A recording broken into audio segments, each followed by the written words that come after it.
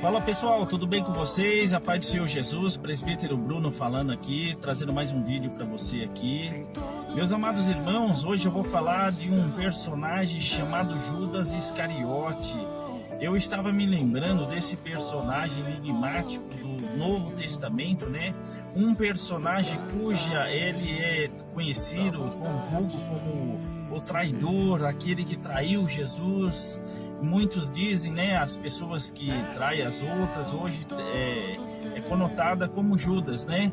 Então, meus amados irmãos, eu queria falar um pouquinho desse personagem, que talvez as pessoas só conhecem Judas por esse lado de trair Jesus, né? Por esse lado da traição, né?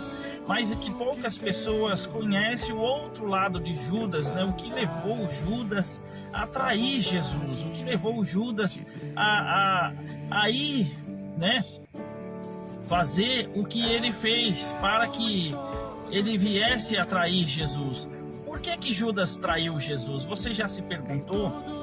Foi realmente por causa das moedas? Foi realmente porque Judas era ganancioso? Porque Judas era sem caráter? Será que foi realmente isso que Judas era quando ele se chegou? Meus amados irmãos, eu não quero ser advogado de Judas, mas eu quero te mostrar um outro Judas para que você entenda. Eu quero te mostrar um Judas a qual talvez as pessoas não conheçam, as pessoas não falam dele dessa forma. Para quem não sabe, Judas Iscariote foi escolhido a dedo por Jesus Cristo, um homem de muita capacidade, assim como Jesus colocou até mesmo como tesoureiro do seu grupo, aleluia, santo é o nome do Senhor. As pessoas não sabem, mas Judas, ele era um pregador exímio da palavra de Deus, ele evangelizava, ele tinha autoridade sobre todos os demônios. Judas era um daqueles que seguia Jesus, que tinha tanta fé, que acreditava tanto em Jesus, ele tinha tanta convicção que Jesus era o Messias, era o Filho de Deus. Também pudera ele viver 3 anos com Jesus, né?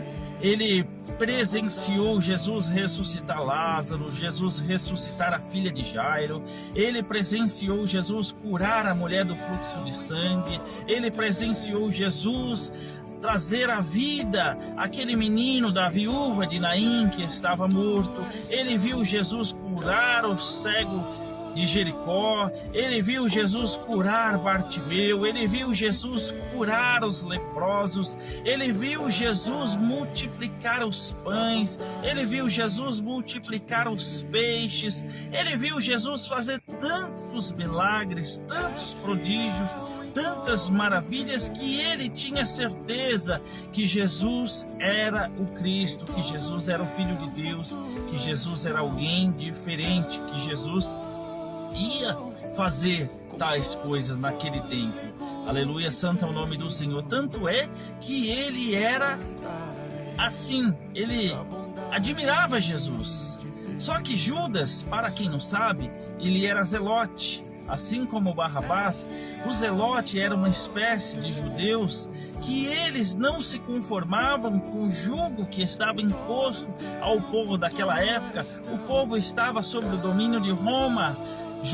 Jerusalém, ele estava sobre Roma. O povo de Deus estava sobre Roma, estava sobre o jugo. Quem dominava, quem dava as cartas, eram os romanos. Aleluia, santo é o nome do Senhor. E assim como Judas Iscariote, outros queriam a libertação do povo. Então Judas, ele começou a ver em Jesus, porque ele conhecia as Escrituras, ele sabia que o Messias havia de vir para salvar o teu povo. Só que ele não entendia qual era a salvação que o Messias ia trazer. Para Judas, Jesus ia vir, ele ia trazer a salvação aqui na terra. Para Judas, Jesus ia vir, ia impor e ia destronar os romanos. Mas o Judas não compreendeu os ensinamentos de Jesus. Jesus sempre dizia: o meu reino não é nesse mundo, o meu reino não é aqui. Jesus, ele dizia essas coisas. Jesus sempre dizia que o reino dele era fora, que o reino dele estava além daqui. Mas Judas não acreditava nessa explicação.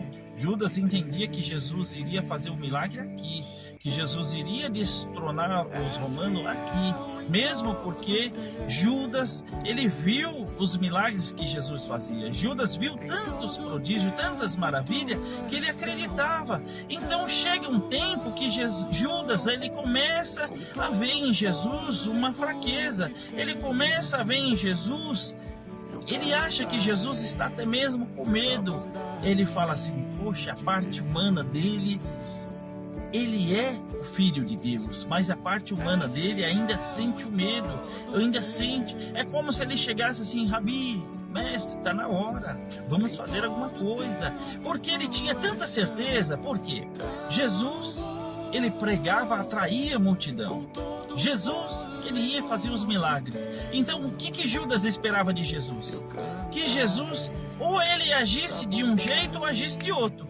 Ou Jesus agisse com poder e autoridade e destronasse os romanos, ou Jesus somente dava uma ordem para o povo se rebelar. Era essa a intenção de Judas. O intento de Judas era isso, fazer com que Jesus ou convencesse o povo a se rebelar contra os romanos, só basta uma ordem do Senhor e nós vamos. Ou somente o Senhor ordenar os anjos, pedir ao teu Pai, pedir a Deus, e Deus vai e faz. Era essa a intenção de Judas Iscariote naquele momento. Mas só que aí ele vê que Jesus não vai fazer nada disso. Jesus começa a falar, está chegando o meu tempo. Está chegando o tempo que o Filho do Homem vai ser entregue na mão dos malfeitores. Vai ser entregue na mão e ele vai padecer. Ele vai ser esmagado, ele vai ser chicoteado. E Judas não consegue compreender o que Jesus está dizendo. E Judas então vai se entristecendo. Ele vai se frustrando. Ele vai vendo que Jesus não ia fazer aquilo que ele esperava. Então, aleluia, santo é o nome do Senhor. Teve a última ceia. A última ceia, tremendo. Jesus se reúne com todos os apóstolos. E Jesus então ele vai reunir com eles e Jesus vai dizer, um de vocês irá me trair. Os discípulos ficam em planto, serei eu, mestre? Serei eu? Serei aquele? Aí Jesus fala consigo, aquele que eu molhar o pão no vinho e der, esse será o traidor. E Jesus então molha o pão no vinho e ele entrega a quem?